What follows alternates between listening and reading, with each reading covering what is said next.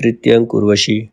अब इसमें गंधमादन पर्वत पर पुरुरवा और उर्वशी खड़े हैं। वहां पर उर्वशी कहती है, हे पुरुरवा, तुम अपने घर को लौट जाओ, मैं वायु के समान दुष्प्राप्य हूँ। मतलब उसको कहते तुम मुझे प्राप्त नहीं कर सकते। जिस प्रकार वायु को कोई प्राप्त नहीं कर सकता, कंट्रोल नहीं कर सकता, उस तरह तुम भी मुझे प्राप्त नहीं कर सकते। यहाँ पर पुरुरवा और उर्वशी के बीच वार्तालाप होता है। पुरुरवा सबसे पहले पुरुरवा कहता है, जब से हम तुम मिले न जाने कितने अभिसारों में, रजनी कर श्रृंगार सितासित नभ में घूम चुकी है। जाने कितनी बार चंद्रमा को बारी बारी से अमा चुरा ले गई और फिर ज्योत्सना ले आई है। कहता जब से हम दोनों मिले हैं कुछ अजीब सा ही, मतलब कुछ अलग सा ही मेरे साथ हो रहा है। रजनी मतलब रात, रात श्रृंगार करके, रात जो है तारों से श्रृंगार करके इस पूरे नभ में, पूरे आकाश में घूम चुकी है। और जो चांद उगा हुआ है, जो आकाश में जो चांद है, कई बार उसे अंधेरा चुरा कर ले जाता है, यानी कि वो अंधेरे में कई बादलों में जाकर छुप जाता है और कई बार जो रोशनी है उसको बाहर ले आती, पूरी चमक के साथ वो बाहर आ जाता है। जब से हम तुम मिले रूप के अगम फुल कानन में, अनिमिष मेरी दृष्टि किसी विस्मय में डूब गई है। अर्थ नहीं सूझता मुझे अपनी ही विकल गिरा का, शब्दों से बनती हैं जो मूर्तियां तुम्हारे दृक से, उठने वाले शीर ज्वार में गलकर खो जाती हैं। कहता जब से हम तुम मिले हैं, तो जैसे कानन मतलब जो कानन का मतलब होता है जंगल, फूलों का जब मतलब फुल कानन उसने बोला है तो एक बगीचा है ये, ठीक है।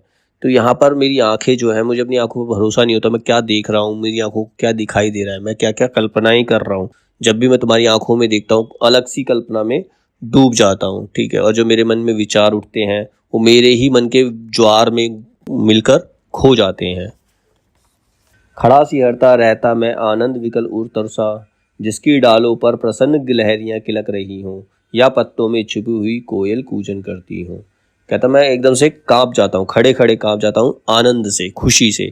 खुशी की लहर मेरे तन में इस तरह से उमड़ जाती, मैं इस तरीके का हो जाता हूँ जैसे किसी पेड़ पर गिलहरियां खेल रही हों, खुश होकर गिलहरियां खेल रही हों, या उसमें कोयल जो है गा रही हों।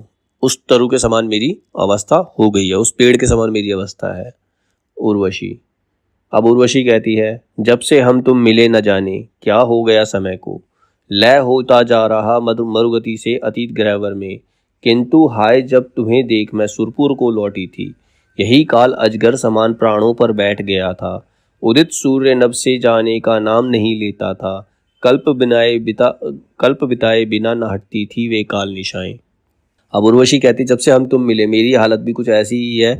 जब हम साथ थे तो समय बड़ी जल्दी बीत गया, समय एकदम से जल्दी से बीत गया, पता ही नहीं चला। लेकिन जब मैं तुमसे मिलने के बाद जब सुरपुर देवलोक वापस गई तो वहां पर मेरे से दिन बिताए नहीं बीतता था, मतलब सूर्य एक बार आने के बाद जाने का नाम ही नहीं लेता था। और रात कल्प होता, कई सालों का समय को कल्प कहते हैं। एक कल्प, रात भी ऐसा लगता है एक कल्प के समान, जैसे कई साल बीत गए हों। तो मेरी हालत ऐसी थी, ना तो दिन ही कटता था ना रातें ही कटती थी। काम दुम्रतल पड़ी तड़पती रहती तप्त फूलों पर तुम आए नहीं कभी छिपकर भी सिद्ध लेने को। निष्ठुर बन निश्चिंत भोगते रहे महल में सुख प्रताप का, यश का, जय का, कलियों का, फूलों का। मिले अंत में जब तब ललना की मर्यादा गवाकर, स्वर्ग लोक को छोड़ भूमि पर स्वयं चली मैं आई। कहती है कि मैं वहां पर फूलों पर भी इस प्रकार तड़प रही थी जैसे किसी गर्म सैया पर लेटी हो। लेकिन तुम कभी भी मेरी सुधि लेने नहीं आए, तुम कभी भी मुझसे मिलने स्वर्गलोक नहीं आए, और तुम अपने महल में बैठे हुए सुख भोगते रहे, प्रताप का, जय का, कलियों का, फूलों का, हर सुख तुम प्राप्त करते रहे, लेकिन तुम मुझसे मिलने नहीं आए। और अंत में जब हम मिले तब मिले जब मैं अपनी पूरी मर्यादा गवा करके स्वर्गलोक से धरती पर आई, तभी हमारा मिलन हुआ। तुमने उसका कोई प्रयास नहीं किया। पुरुरवा। चिर कृतज्ञ हूँ इस कृपालुता के हित, किंतु मिलन का इसे छोड़कर और दूसरा कौन पंथ संभव था। उस दिन दुष्ट धनुष के कर से तुम्हें विमोचित करके और छोड़कर तुम्हें तुम्हारी सखियों के हाथों में लौटा, जब मैं राजभवन को लगा दे ही केवल रथ में बैठी हुई है किसी विध ग्रह तक पहुंच गई है। कहता है मैं तुम्हारा कृतज्ञ हूँ, मैं तुम्हारा एहसानमंद हूँ कि तुम मेरे पास आई, लेकिन इसके अलावा हमारे मिलन का कोई और दूसरा रास्ता था भी नहीं। जिस दिन मैंने उस राक्षस से तुम्हें बचाया था, उस राक्षस से बचा करके मैं तुम्हें तुम्हारी सखियों के साथ छोड़कर आया था, तो ऐसा लग रहा था कि मेरी केवल जो देह है, मेरा शरीर ही खाली रथ पर बैठकर राजमहल में आया, मेरा मन सिर्फ तुम्हारे पास ही रह गया। छूट गए हैं प्राण उन्हीं उज्जवल मेघों के वन में, जहां मिली थी तुम शीरोदधि में ललिमा लहर सी। मतलब मेरे प्राण तो वहीं रह गए थे जहां पर तुम मुझे मिली थी। कई बार चाहा सुरपति से जाकर स्वयं कहूँ मैं, अब उर्वशी बिना यह जीवन भार हुआ जाता है, बड़ी कृपा हो उसे आप यदि भूतल पर जाने दें। कई बार तो मेरे मन में ये भी आया कि मैं स्वयं देवराज इंद्र के पास जाऊं, उनसे कहूं कि मैं उर्वशी के बिना मेरा जीवन व्यर्थ हो जाएगा, उसे मेरे साथ पृथ्वी पर आने दो। पर मन ने टोका, क्षत्रिय भी भीख मांगते हैं क्या, और प्रेम क्या कभी प्राप्त होता भिक्षाटन से। मिल भी गई उर्वशी यदि तुमको इंद्र की कृपा से, उसका हृदय कपाट कौन तेरे निमित्त खोलेगा। बाहर साकल नहीं जिसे तू खोल हृदय पा जाए, इस मंदिर का द्वार सजा अंतःपुर से खुलता है। तो कहता है फिर मैंने सोचा कि मैं इंद्र से जाके तुम्हें मांग लूं, लेकिन फिर मन ने रोक दिया कि मैं एक राजा हूं, क्या राजा को भिक्षा मांगना शोभा देता है, और क्या कभी प्रेम भी भिक्षा में प्राप्त किया जा सकता है। अगर मान लो उर्वशी मुझे इंद्र की कृपा से मिल भी जाती, अगर तुम मुझे इंद्र की कृपा से मिल भी जाती, तो तुम्हारे हृदय में मतलब तुम्हारे दिल में मैं अपनी जगह कैसे बनाता, क्योंकि हृदय के द्वार तो अपने आप ही प्रेम से खुलते हैं। अगर तुम भी मुझसे प्रेम करती हो तभी मैं तुम्हारे हृदय में प्रवेश कर सकता था। और कभी यह भी सोचा है, जिस सुगंध से छक्कर विकल वायु बह रही मत होकर त्रिकाल त्रिभुवन की, उस दिगंत व्यापनी गंध की अव्यय अमर शिखा को मर्त्य प्राण की किस निकुंज विधि में बांध धरेगा। और क्या यह भी सोचा है, और कभी यह भी सोचा है कि जो सुगंध छक्कर मतलब जो देवलोक की जो सुगंध है, मतलब वहाँ के लोग चिरंजीव होते हैं, मतलब वो बहुत लंबे से तो जीवित रहते हैं, अमर होते हैं वो, तो क्या उसको क्या पृथ्वी पर बांध कर रखा जा सकता है। मेरे मन में ये भी विचार आया कि मैं उसको क्या पृथ्वी पर कभी बांध कर रख पाऊंगा। इसलिए असहाय तड़पता बैठा रहा महल में, लेकर यह विश्वास प्रीति मेरी यदि मृषा नहीं है, मेरे मन का दाह व्योम के नीचे नहीं रुकेगा। जलद पुंज को भेद पहुंचकर पारिजात के वन में, वह अवश्य ही कर देगा संतप्त तुम्हारे मन को, और प्रीति जगने पर तुम वैकुंठ लोक को तजकर किसी रात निश्चय भूतल पर स्वयं चली आओगी। तो मैंने कहा इसीलिए मैं महल में बैठा हुआ तड़पता ही रहा, यही सब सोचकर कि मैं तुम्हें बांध नहीं सकता, मैं तुम्हें पृथ्वी पर नहीं ला सकता, यही सोचकर मैं महल में बैठा रहा और तड़पता रहा, और मेरे मन का अंधेरा जो है कभी कम नहीं हुआ। लेकिन मुझे यकीन था जिस दिन मेरे प्रति तुम्हारे मन में प्रेम आएगा, तुम किसी रात को चुपके से वापस इस भूतल पर आ ही जाओगी, अपने आप आ जाओगी। उर्वशी, सो तो मैं आ गई, किंतु यह वैसा ही आना है। अयस कांत से ले खींच अयस्म को जैसे निज बाहों में, पर इस आने में किंचित भी स्वाद कहाँ उस सुख का, जो सुख मिलता उस मनस्वनी माम लोचनाओं को, जिन्हें प्रेम से उद्वेलित विक्रमा पुरुष बलशाली रण से लाते जीत या कि बल सहित हरण करते हैं। कहते वो तो सही है, मैं आ भी गई, लेकिन ये तो ऐसा ही आना है कि कोई अपने अपने आप ही खिंचा चला आया, मतलब इसमें कोई आनंद नहीं है, इस आने में कोई सुख प्राप्त नहीं है। सुख तो प्राप्त तब होता जब तुम किसी वीर पुरुष की भांति मुझे या तो इंद्र से जीत कर लाते या फिर अपने बल से मुझे हरण कर लाते, तो वो जो सुख मुझे प्राप्त होता वो सुख अब प्राप्त नहीं हुआ है। नदियां आती स्वयं ध्यान सागर पर कब देता है, वेला का सौभाग्य जिसे आलिंगन में भरने को, चिर अतृप्त उद्भ्रांत महोदधि लहराता रहता है। कहता है नदियां जब स्वयं सागर में आकर गिर जाती है तो सागर उन नदियों पर ध्यान नहीं देता, क्योंकि नदियों को तो आना ही है सागर के अंदर, तो सागर को उससे कोई फर्क पड़ता नहीं, समुद्र को वो उस पर ध्यान भी नहीं देता। तो मेरा आना भी वैसा ही है, मैं स्वयं तुम्हारे पास आई हूँ, तो इसमें तुम्हें कुछ नहीं करना पड़ा। वही धन्य जो मानमयी प्रणय के बाहुवलय में खिंची नहीं विक्रम तरंग पर चढ़ी हुई आती है, हरण किया क्यों नहीं मांग लाने में यदि अपयश था। कहता अगर तुम्हें इंद्र से मांगने में अपयश लग रहा था, भिक्षा लग रही थी, तो तुम मुझे हरण करके भी तो ला सकते थे। पुरुरवा, अब पुरुरवा कहता है अयश मूल दोनों विक्रम है, हरण हो की भिक्षाटन, और हरण करता मैं किसका, उस सौंदर्य सुधा का जो देवों की शांति इंद्र के दृग की शीतलता थी। कहता है ये तो दोनों ही अयश के काम है, चाहे मैं भिक्षा मांगता चाहे मैं तुम्हारा हरण करता, दोनों से ही अयश होता, दोनों से ही मेरा जो नाम है वो बदनाम होता। और मैं किसका हरण करता, जो देवलोक की शोभा है, जो इंद्र की आंखों की शीतलता है, मैं उसका हरण करता। नहीं बढ़ाया कभी हाथ पर के स्वाधीन मुकुट पर, ना तो किया संघर्ष कभी पर भी वसुधा हरने को, तब भी प्रतिष्ठान पुरवंदित है सहस्त्र मुकुटों से, और राज्य सीमा दिन दिन विस्तृत होती जाती है। इसी भांति प्रत्येक सुयश सुख विजय सिद्धि जीवन की अनायास स्वयं प्राप्त मुझको होती आई है। यह सब उनकी कृपा सृष्टि की जिनकी गुण रचना है। झुके हुए हम धनुष मात्र हैं, तनी हुई जया पर से किसी और की इच्छाओं के बाण चला करते हैं। कहता है, पुरूरवा कहता है कि मैंने कभी भी किसी की स्वाधीनता को नहीं छेड़ा, मैंने कभी भी किसी की स्वाधीनता के ऊपर प्रश्न नहीं उठाया, ना ही किसी पर आक्रमण किया। मैंने स्वर्ग तो छोड़ो, मैंने धरती पर भी किसी का हरण नहीं किया, लेकिन फिर भी मेरा जो यश है वो दिन प्रतिदिन बढ़ता चला जाता है। दिन प्रतिदिन मेरी राज्य की सीमा बढ़ती जा रही है, मुझे सब कुछ प्राप्त अपने आप होता है। मैं सिर्फ एक धनुष का समान हूँ जिसके ऊपर प्रत्यंचा चढ़ी हुई है और वो अपने आप सब कुछ जीतता चला जा रहा है। मैं मनुष्य कामना वायु मेरे भीतर बहती है, कभी मंद गति से प्राणों से सिरहन पुलक जगाकर, कभी डालियों को मरोड़ झंझा की दारुण गति से, मन का दीपक बुझा बनाकर तिमिरा छन हृदय को।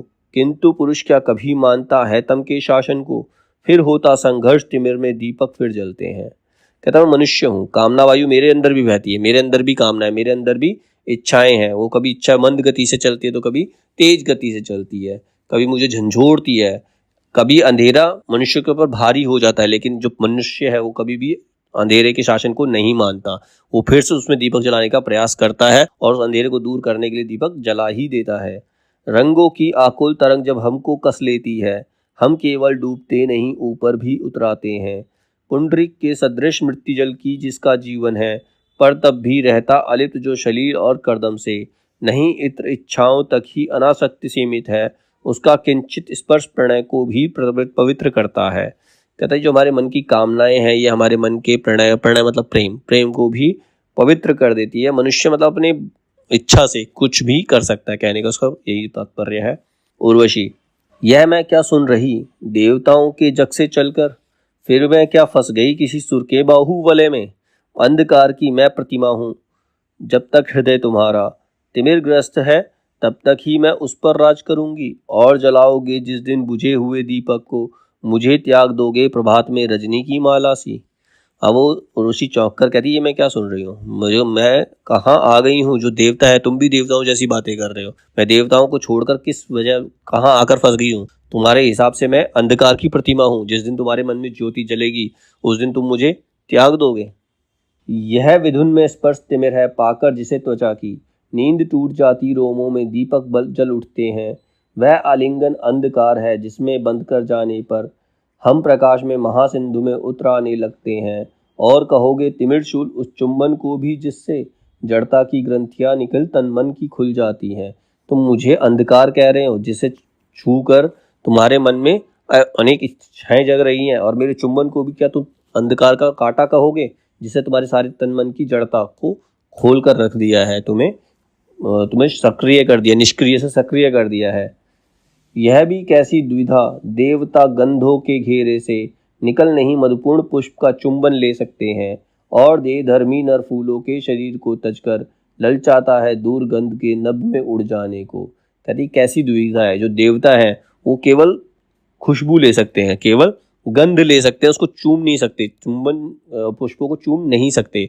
और वहीं जो मनुष्य है वो शरीर को चूम सकता है, उसका रस ले सकता है, लेकिन फिर वो उसको छोड़कर खुद नभ में उड़ना चाहता है। मतलब मनुष्य जो है वो देवता बनना चाहता है, देवता जो है वो मनुष्य बनना चाहता है।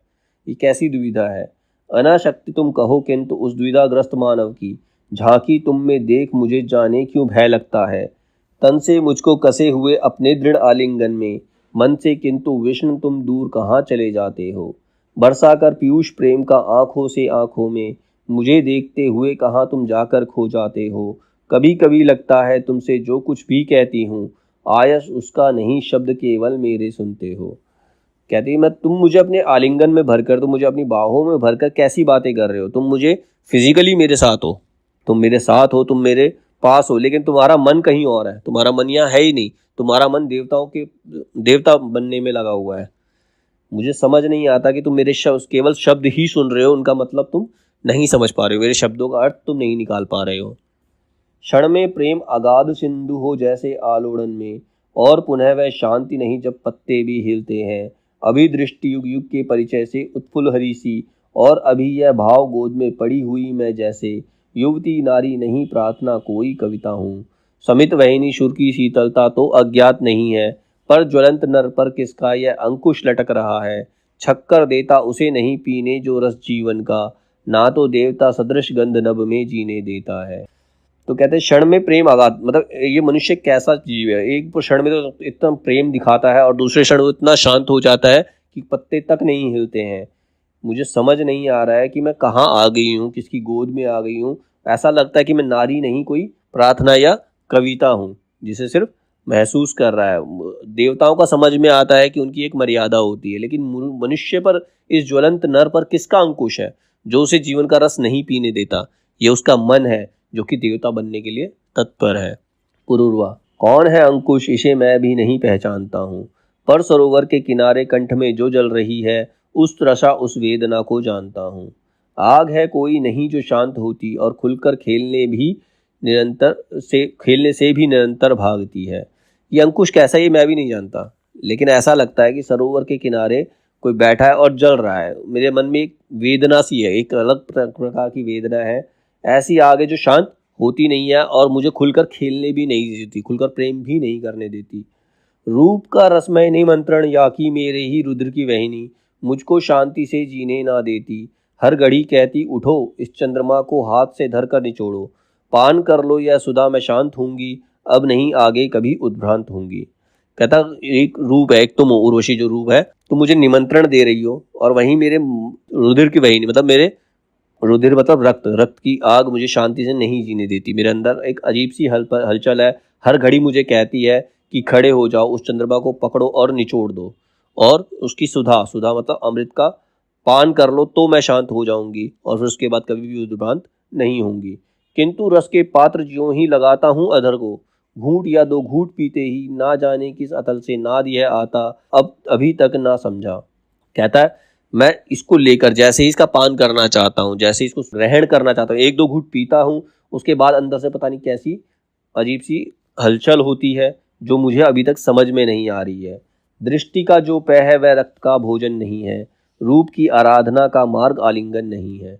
दृष्टि का जो पेय है, आंखों को जो अच्छा लगता है, वो रक्त का भोजन नहीं है। मतलब रक्त कुछ और मांगता है, आंखें कुछ और देखती हैं। ये रूप एक आराधना है, रूप रूप ऐसी आराधना है जिसका मतलब जिसको किसी को पाना ही, रूप को पाना, रूप की आराधना करना आलिंगन में भरना नहीं है। टूट गिरती है उमंगे बाहुओं का पाश हो जाता शिथिल है, मतलब आलिंगन करता भी है तो कई बार क्या होता है, उमंग टूट जाती है और जो पकड़ होती है वो अपने आप ही ढीली हो जाती है।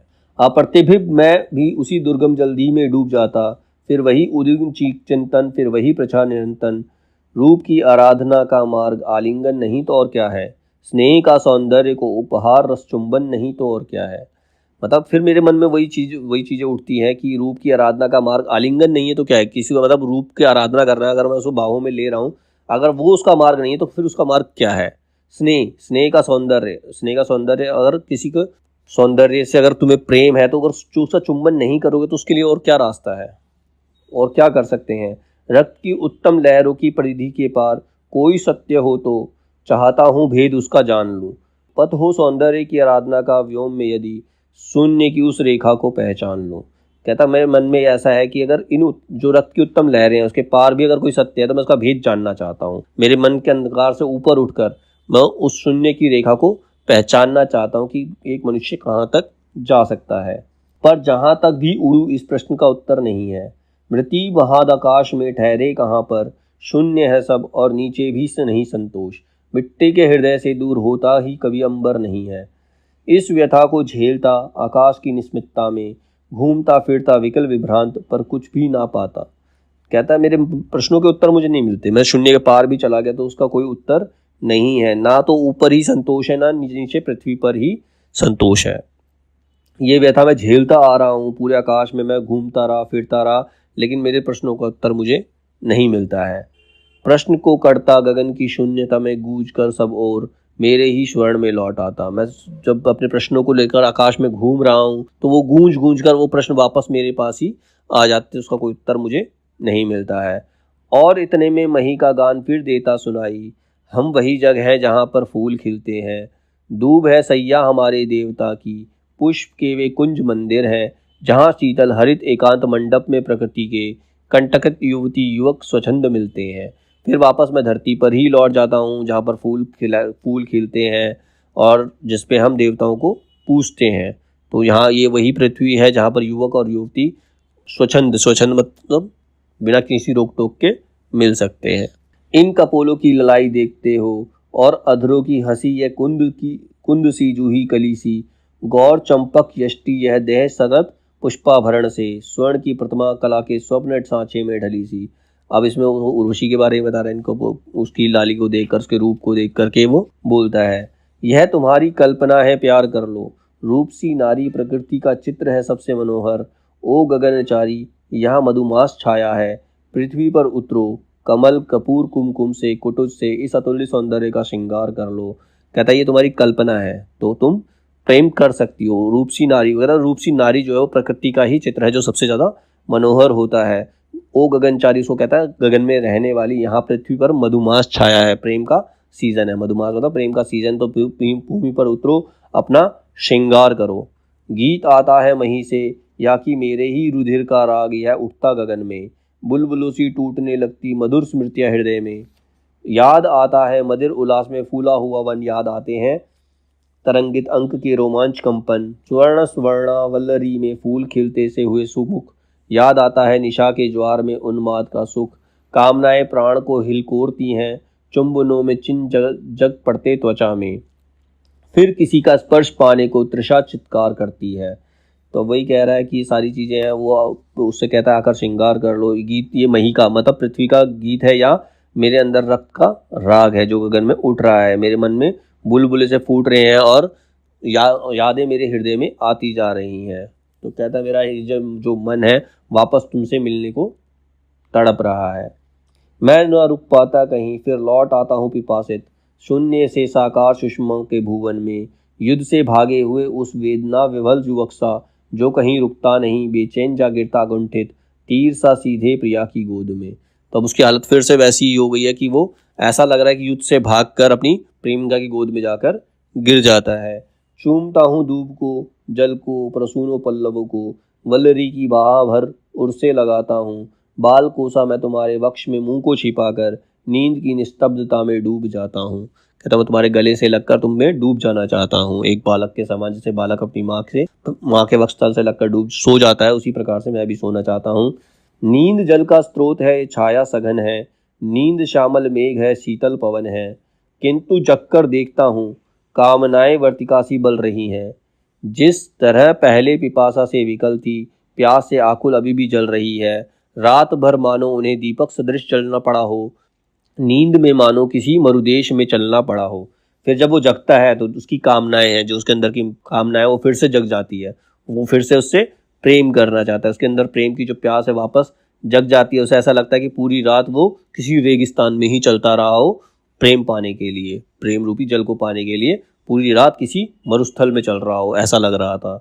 फिर शुद्धित कोई अतिथि आवाज देता, फिर अधर पुट खोजने लगते अधर को, कामना छूकर त्वचा को फिर जगाती है, रेंगने लगते सहस्त्र सापों सोने के रुद्र में, चेतना रस की लहर में डूब जाती है। वापस उसको उसके मन की प्यास वापस जग जाती है। और तब सहसा न जाने ध्यान खो जाता कहाँ पर, फिर अचानक से ध्यान कहीं खो जाता है। सत्य ही रहता नहीं यह ज्ञान, तुम कविता कुसुम या कामिनी हो, आरती की ज्योति को भुज में समेटे, मैं तुम्हारी ओर अपलक देखता एकांत मन से, रूप के उद्गम अगम का भेद गुनता हूँ, सांस में सौरभ तुम्हारे वर्ण में गायन भरा है, सींचता हूँ प्राण को इस गंध की भीनी लहर से, और अंगों की विधा की विचियों से एक होकर मैं तुम्हारे रंग का संगीत सुनता हूँ। फिर उसके रूप में वापस खो जाता है, उसको देखता है और वापस उसके रूप में खो जाता है। और फिर यह सोचने लगता है कि कहाँ किस लोक में हूँ, कौन है यह वन सघन हरियालियों का, झूमते फूलों लचकती डालियों को, कौन है यह देश जिसकी स्वामिनी मुझको निरंतर वारुणी की धार से नहला रही है, कौन है यह जग समेटे अंक में ज्वालामुखी को चांदनी चुमकार कर बहला रही है। कोमुदी के इस सुनहरे जाल का बल तोलता हूँ, एक पल उड़ीन होने के लिए पर खोलता हूँ। मतलब उसके मन में हजार ज्वालामुखी फट रहे हैं, चांदनी की तरह चुमकर उसको वापस बहला रही है, उसको अपनी तरफ, मतलब एक तरह से उसको वापस उर्वशी जो है अपनी तरफ ये आकर्षित कर रही है। पर प्रभंजन मत है इस भांति रस अमोद में, उड़ ना सकता लौट गिरता है कुसुम की गोद में। मतलब जो इस अमोद में, वो जो आसमान में उड़ रहा है, कल्पना की आकाश में उड़ रहा है, तो वापस वो गिरकर फूल की गोदी में ही आकर गिरता है। टूटता तोड़े नहीं यह किस लियों का दाम, फूलों की लड़ी जो बंद गई खुलती नहीं है, कामनाओं के झकोरे रोकते हैं राह मेरी, खींच लेती है तृषा पीछे पकड़कर बाह मेरी। मतलब उसकी कामनाएं उसे आगे बढ़ने नहीं दे रही हैं, उसे वापस उर्वशी के पास ही रोक रही हैं। सिंधु सा उद्दाम अपरंपार मेरा बल कहाँ है, गूंजता जिस शक्ति का सर्वत्र जय जयकार, उस अटल संकल्प का संबल कहाँ है। कहता मेरी बल का जय जयकार हर तरफ है, मैं चारों तरफ मैं फेमस हूँ, मेरे अंदर इतना बल है, इतना संयम है, तो वो कहाँ चला जाता है जब मैं तुम्हारे सामने हूँ। तो वो मुझे आगे लेकर क्यों नहीं बढ़ रहा है, मुझे खींच क्यों नहीं पा रहा है। यह शिलाशा वक्ष ये चट्टान सी मेरी भुजाएं, सूर्य के आलोक से दीपित सुमंत भाल, मेरे प्राण का सागर अगम उत्ताल उच्छल है। सामने टिकते नहीं वनराज पर्वत डोलते हैं, कांपता है कुंडली मारे समय का व्याल, मेरी बाह में मारुत गरुड़ गजराज का बल है, मर्त्य मानव की विजय का तुर्य हूँ मैं। उर्वशी अपने समय का सूर्य हूँ मैं, अंध तम के भाल पर पावक जलाता हूँ, बादलों के शीश पर संयंत्र चलाता हूँ। अपने बारे में बता रहा कि मैं कितना शक्तिशाली हूँ, मेरा नाम है, मैं एक सूर्य के समान हूँ, मैं पूरे अंधकार को हर सकता हूँ। पर न जाने बात क्या है, इंद्र का आयुध पुरुष जो झेल सकता है, सिंह के बाहें मिलाकर खेल सकता है, फूल के आगे वही असहाय हो जाता, शक्ति के रहते हुए निरुपाय हो जाता। लेकिन पता नहीं क्या बात है, मैं इंद्र के सामने लड़ सकता हूँ, इंद्र से लड़ सकता हूँ, लेकिन पुष्प के सामने आकर मैं असहाय हो गया हूँ, मेरे पास कोई उपाय नहीं है, मैं नहीं कुछ कर पा रहा हूँ। विद्ध हो जाता सहज वंकिम नयन के बाण से, जीत लेती रूप सी नारी उसे मुस्कान से। मैं इतना वीर हूँ, मैं पहाड़ पर्वत सबको कंट्रोल कर सकता हूँ, सब कुछ कर सकता हूँ, लेकिन एक नारी के सामने बेबस हूँ, एक रूप सी नारी की एक मुस्कान के आगे मैं हार जाता हूँ। मैं तुम्हारे बाण का बींधा हुआ खग, वक्ष पर धर शीश मरना चाहता हूँ, मैं तुम्हारे हाथ का लीला कमल हूँ, प्राण के सर में उतरना चाहता हूँ। कहता मैं तुम्हारे बाणों से घायल हुआ एक खरगोश की तरह तुम्हारे सीने पर सर रखकर मर जाना चाहता हूँ, मैं तुम्हारे हाथ के कमल बनकर अपने प्राण देना चाहता हूँ। कौन कहता है तुम्हें मैं छोड़कर आकाश में विचरण करूंगा, ये कौन कहता है कि मैं तुम्हें छोड़कर आकाश में चला जाऊंगा या देवता बन जाऊंगा। बाहुओं के इस वलय में गात्र की बंदी नहीं है, वक्ष के इस तल पर सोती ना केवल देह, मेरे व्यग्र व्याकुल प्राण भी विश्राम पाते हैं, मर्त्य नर को देवता कहना मृषा है। मतलब इस मर्त्य नर को, मतलब जो मर्त्य नर का मतलब है जो नर है उसकी मृत्यु होना निश्चित है, तो उसको तुम देवता नहीं कह सकते। देवता शीतल मनुज अंगार है, देवता शीतल है, बहुत ठंडे रहते हैं, शीतल है, लेकिन मनुज जो है अंगार है, उनके अंदर ज्वाला उठती है। देवताओं की नदी में ताप की लहरें ना उठती, किंतु नर के रक्त में ज्वालामुखी हुंकारता है।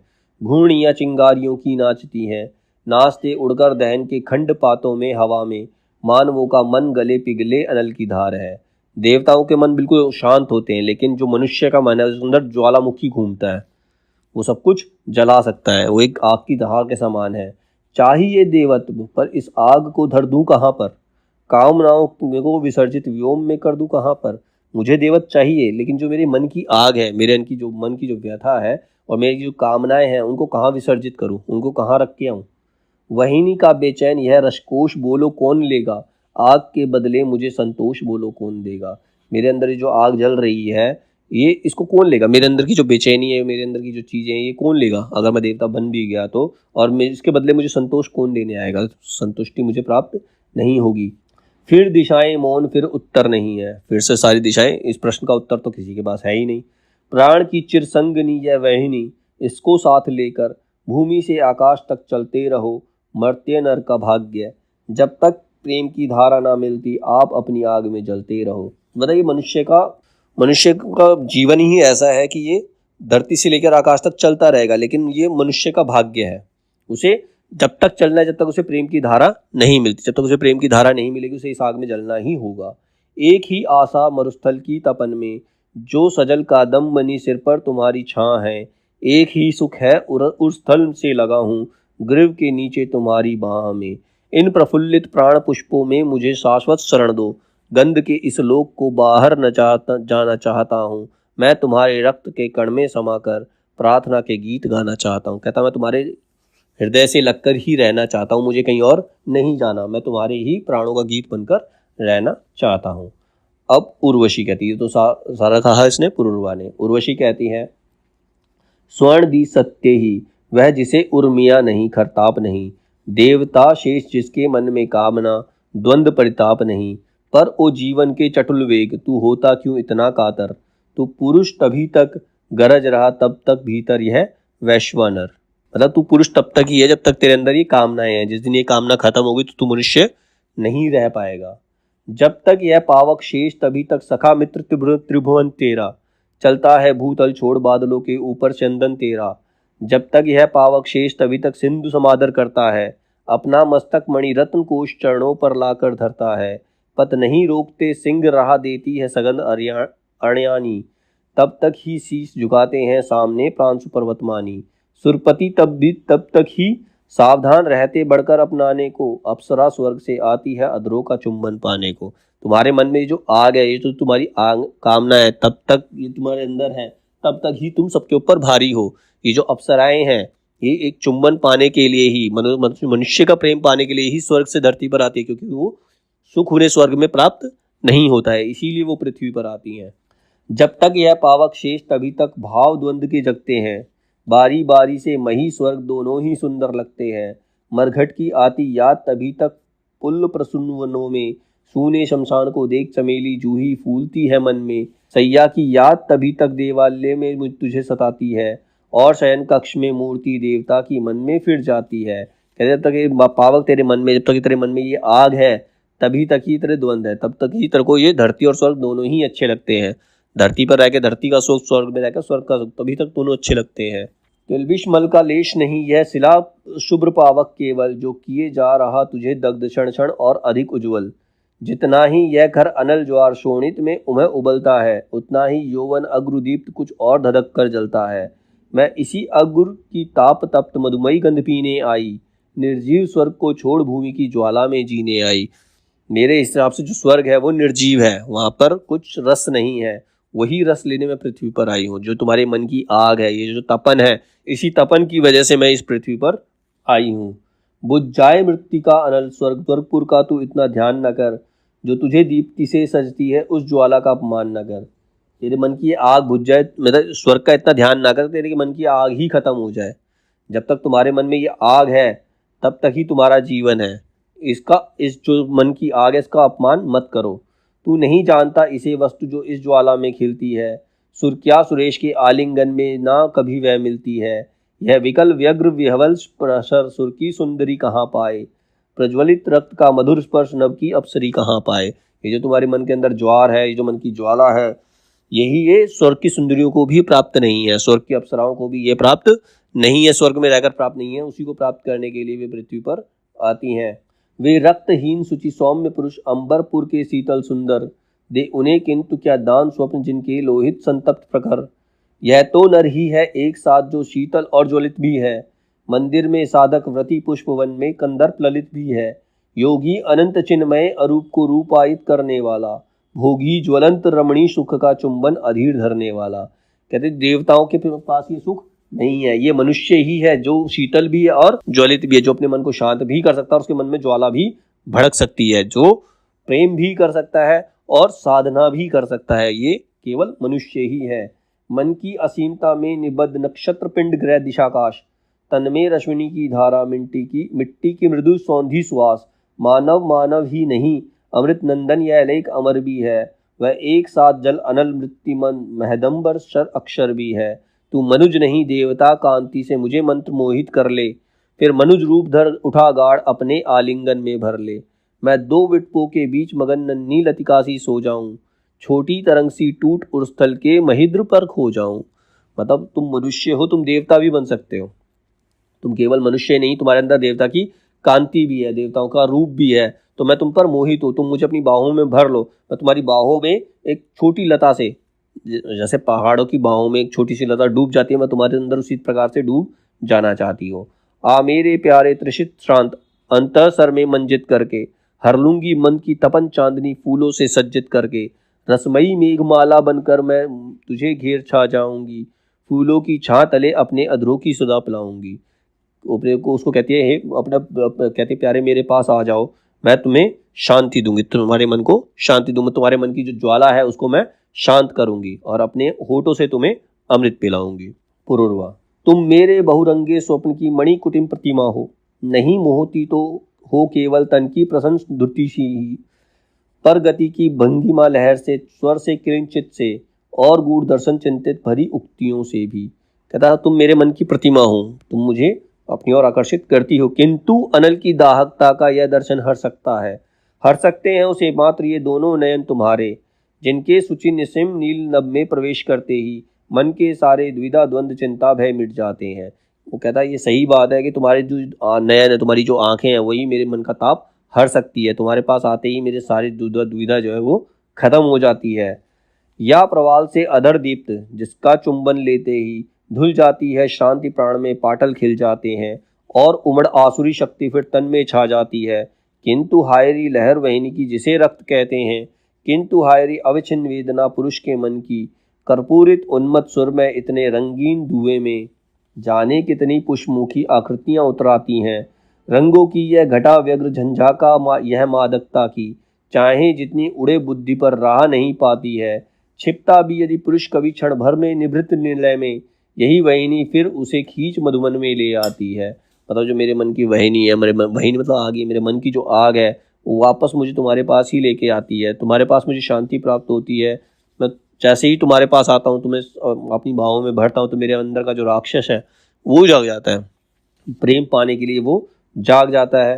अप्रहित यह अनल दग्ध हो इसकी दाहकता से, कुंज कुंज में जगे हुए कोकिल क्रंदन करते हैं। घुणी चक्र आंसू पुकार झंझा प्रवेग उद्वेलन करते रहते सभी रात भर दृढ़ विदृढ़ तिमिर को। और प्राप्त जब महाशुद्ध प्लावन पग फैलाता है और जगती है प्रवृत्त सेवित, सब बंद टूट जाते हैं। दुर्निर्वार यह वहिनी मुक्त सी, इसकी लोक इंगित से उड़ते हैं तूफान और संसार मरा करता है। कहता है ये सब कुछ मेरा पूरा संसार मेरे लिए निर्जीव हो जाता है, पूरे संसार का मेरे लिए कोई अर्थ नहीं रह जाता जब मैं तुम्हारे पास होता हूँ। उर्वशी, रक्त बुद्धि से अधिक बली है और अधिक ज्ञानी भी, क्योंकि बुद्धि सोचती और शोणित अनुभव करता है। निरी बुद्धि की निर्मितियां निष्प्राण हुआ करती हैं। चित्त और प्रतिमा इसमें दोनों जीवन लहराता है।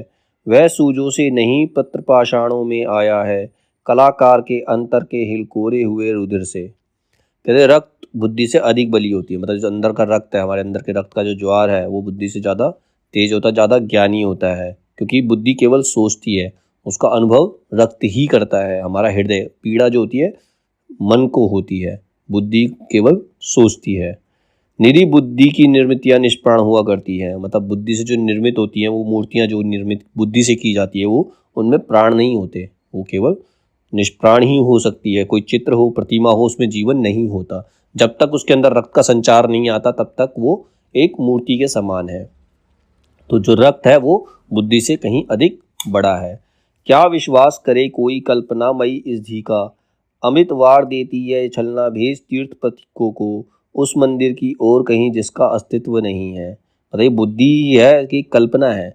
वो जो तीर्थ यात्रा करने जाते हैं तो उनका दिमाग उनको वहाँ ले जाता है, वहाँ जहाँ कुछ है ही नहीं, जिसका कोई अस्तित्व ही नहीं है। पर शोणित दौड़ता जिधर को उधर अभिप्रेरित दिशा में, निश्चय ही कोई प्रसून यौवन तुर्फ सौरभ से विकल व्यग्र मधुकर को रस आमंत्रण भेज रहा है। या वासक सज्जा कोई फूलों के कुंज भवन में पथ जोती हुई संकेत स्थल सूचित करने को खड़ी सुमुष्टिक पदबरागणी नूपुर नूपुर बजा रही है। लेकिन रक्त जो है तुम्हें उस और लेकर जाएगा जहां तुम्हारे लिए कोई प्रतीक्षा करता है, जो तुम्हें प्रेम देना चाहता है, जहां कोई तुम्हारे लिए नूपुर मतलब पायल बजाएगी, किसी पैरों में पायल बज रही है, रक्त तुम्हें उस तरफ लेकर जाएगा। तुम्हारे मन का जो ज्वार है तुम्हें उस तरफ लेकर जाएगा, और बुद्धि जो है तुम्हें उस तीर्थ यात्रा पर ले जाएगी जिसका कोई मतलब नहीं है। या कोई रूप सी उन्मना बैठी जाग रही है प्रणय सेज पर क्षितिज पास विद्रुम की अरुणाई में, सिर की और चंद्रमय मंगल निंद्रा कलश सजाकर। मतलब तुम्हें जो मन का ज्वार है वो उस तरफ ले जाएगा जहाँ कोई रूप सी नारी तुम्हारे इंतजार में बैठी है, तुमसे प्रेम करना चाहती है। श्रुतिपुट उस उत्पत्त श्वास का स्पर्श और अधरों पर रसना की गुदगुदी अदीप्ति निश में अधियाले में, रसमाती भटकती उंगलियों का संचरण त्वचा पर, इस निगूढ़ कुंजन का आश्य बुद्धि समझ सकती है। मतलब इसका जो रहस्य है वो बुद्धि नहीं समझ सकती। जो रक्त का ज्वार है, जो तुम्हारे मन की सोच है, जो तुम्हारी कामना है, तुम्हें उस जगह ले जाती है जिसको बुद्धि कभी समझ नहीं सकती। बुद्धि उससे कभी सहमत नहीं होगी। उसे समझना रक्त एक कंपन जिसमें उठता है, किस धूप की फुनगी में औचक छू जाने पर भी। बुद्धि बहुत करती बखान सागर तट की सिकता का, पर तरंगित चुंबिक सेकत किसी कोमलता है। इसे जानती केवल सिरहद त्वचा नग्न चरणों की। मतलब तुम्हें समुद्र को अगर फील करना है तो नंगे पैर वहां जाकर खड़े होना पड़ेगा। जब वो समुद्र तुम्हारे पैरों पर आएगा, पानी तुम्हारे पैरों से जाएगा, निकलेगा, उसके नीचे की जो मिट्टी होगी उसका एहसास तुम्हें तुम्हारे अंदर का रक्त कराएगा, ना कि बुद्धि कराएगी। बुद्धि उसका एहसास तुम्हें नहीं करा सकती, तुम्हारे जो नंगे पैर है वो उसका तुम्हें एहसास कराएंगे, जो तुम्हारे अंदर रुधिर बह रहा है। तुम निरूपते हो विराग जिसकी भी शिखा सुनाकर, मेरे लिए सत्य की वाणी वह तप्त शोणित है। तप्त शोणित, तुमने अपने रक्त की ज्वाला को जिसको विभीषिका बता रहे हो, जो तुम्हारे मन की व्यथा है, वो व्यथा नहीं, वही एक सत्य है। पढ़ो रक्त की भाषा को, विश्वास करो इस लिपि का, यह भाषा यह लिपि मानस को कभी नहीं भरमाएगी। ये तुम्हें वही फील कराएगी जो फील होता है। छली बुद्धि की भांति जिसे सुख दुख से सूर्य भरे भुवन में, पाप दीखता वहाँ जहाँ सुंदरता हुलस रही है, और पुण्य चय वहाँ जहाँ कंकाल कुलिश काटे हैं। मतलब ये बुद्धि तो तुम्हें वहाँ ले जाएगी जहाँ पर कांटे हैं, कंकाल है, तुम्हें कष्ट सहने पर मजबूर करेगी, तुम्हें उसका सुख नहीं, तुम्हें रूप का सुख लेने नहीं देगी। ये तुम्हारी बुद्धि है, ये तुम्हें भरमाती है, लेकिन जो तुम्हारे रक्त का ज्वार है वो तो तुम्हें सही जगह ले जाएगा, जिसे तुम गलत बता रहे हो।